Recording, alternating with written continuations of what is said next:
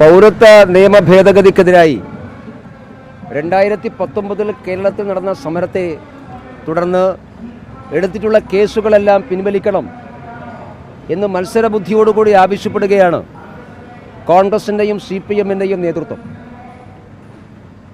അങ്ങനെ ആവശ്യപ്പെടുന്നവർ ശബരിമല പ്രക്ഷോഭത്തിൻ്റെ കാലഘട്ടത്തിൽ സംസ്ഥാന സർക്കാർ എടുത്തിട്ടുള്ള കേസുകൾ പിൻവലിക്കണം എന്നെന്തുകൊണ്ടാണ് ആവശ്യപ്പെടാത്തത് എന്ന് വ്യക്തമാക്കാൻ തയ്യാറാക്കണം. കോഴിക്കോട് UDF-ൻ്റെ സ്ഥാനാർത്ഥി ശ്രീ MK രാഘവൻ ശബരിമല പ്രക്ഷോഭ സമയത്ത് എടുത്ത കേസുകൾ പിൻവലിക്കണമെന്ന് ആവശ്യപ്പെടാൻ തയ്യാറുണ്ടോ?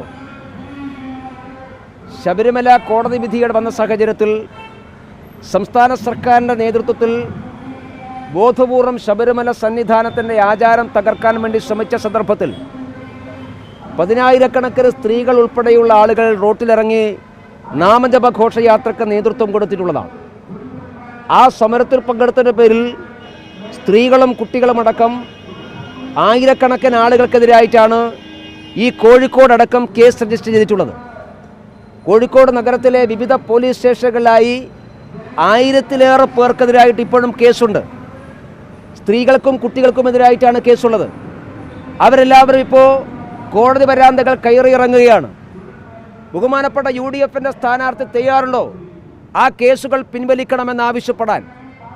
പൗരത്വ നിയമ ഭേദഗതിക്കെതിരായി നടന്ന സമരത്തെക്കുറിച്ച് ആ കേസുകൾ പിൻവലിക്കണമെന്നാവശ്യപ്പെടുന്ന കോൺഗ്രസ് പാർട്ടി എന്തുകൊണ്ടാണ് കേരളത്തിലെ ആയിരക്കണക്കിന് ഹിന്ദു അയ്യപ്പ ഭക്തന്മാർക്കെതിരായിട്ടുള്ള കേസുകൾ പിൻവലിക്കണം എന്നാവശ്യപ്പെടാത്തത്? എന്തുകൊണ്ടാണ്? എന്തിനാണ് ഈ ഇരട്ട നീതി? ഒരു ഭാഗത്ത് സംഘടിത മതവിഭാഗത്തിനു വേണ്ടി എന്ത് വൃത്തികേടും ചെയ്യാൻ തയ്യാറാകുന്ന UDF-ഉം LDF-ഉം, അപ്പുറത്തെ ഭൂരിപക്ഷ ജനവിഭാഗത്തോട് എന്തിനാണ് ഈ നീതികേട് കാണിക്കുന്നത്? അതുകൊണ്ടാണ് ഞാൻ സൂചിപ്പിച്ചത്. ഞാൻ കഴിഞ്ഞ ദിവസം കോൺഗ്രസ് നേതൃത്വത്തിൻ്റെയും UDF സ്ഥാനാർത്ഥിയുടെയും സ്റ്റേറ്റ്മെൻറ്റ് കണ്ടു. വല്ലാതെ സങ്കടപ്പെടുന്നുണ്ട്. പൗരത്വ നിയമ ഭേദഗതിക്കെതിരായി നടന്ന സമരത്തിൽ പങ്കെടുത്തവർക്കെതിരായിട്ടുള്ള കേസുകൾ പിൻവലിക്കാത്തതുകൊണ്ട്. ഈ സങ്കടമെന്താ അയ്യപ്പ ഭക്തരോടില്ലാത്തത്? ഈ സങ്കടമെന്താ പാവപ്പെട്ട അയ്യപ്പ ഭക്തരായിട്ടുള്ള സ്ത്രീകളോടില്ലാത്തത്? അതുകൊണ്ട് ഇത് നീതികേടാണ്, ഇരട്ട നീതിയാണ്. ഈ UDF-ഉം LDF-ഉം കേരളത്തിലെ ജനങ്ങളോട് ഇരട്ട നീതി കാണിക്കുകയാണ്. ഒരു കൂട്ടർക്ക് മാത്രം നീതിയും മറ്റൊരു കൂട്ടർക്ക് അനീതിയുമെന്ന നിലപാടാണ് സ്വീകരിച്ചത്. മാത്രമല്ല, പൗരത്വ നിയമ ഭേദഗതിക്കെതിരായി വരുന്ന സമരം എന്താ? ആ സമരം സർക്കാരിനെതിരായിട്ടുള്ള സമരമായിരുന്നില്ല. കേരളത്തിലെ നഗരങ്ങളിൽ വലിയ തോതിൽ വർഗീയ സംഘർഷമുണ്ടാക്കാൻ, വിഭജനമുണ്ടാക്കാൻ നടത്തിയ സമരമായിരുന്നു. ആ സമരം നമ്മളാരും മറന്നുപോയിട്ടില്ല. അതേതെങ്കിലും സർക്കാർ വിരുദ്ധ സമരമായിരുന്നില്ല. ഒരു ജനവിഭാഗത്തെ വെല്ലുവിളിച്ചുകൊണ്ടുള്ള സമരമായിരുന്നു. വലിയ ക്രിമിനൽ കുറ്റമാണ് നടത്തിയത്. പൊതുമുതൽ നശിപ്പിക്കപ്പെട്ടിട്ടുണ്ട്. ആ സമരത്തിൽ പങ്കെടുത്ത ആളുകളുടെ കേസ് എങ്ങനെയാണ് പിൻവലിക്കുക? അത് പിൻവലിക്കാൻ മുഖ്യമന്ത്രിക്ക് എഴുതി കൊടുത്താൽ എല്ലാം പിൻവലിക്കാം എന്നാണ് ഇപ്പോൾ പറഞ്ഞിട്ടുള്ളത്.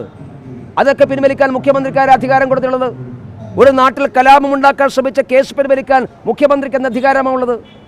അതുകൊണ്ടാണ് ഞാൻ സൂചിപ്പിച്ചത്, ഇത് ഇരട്ട നീതിയാണ്.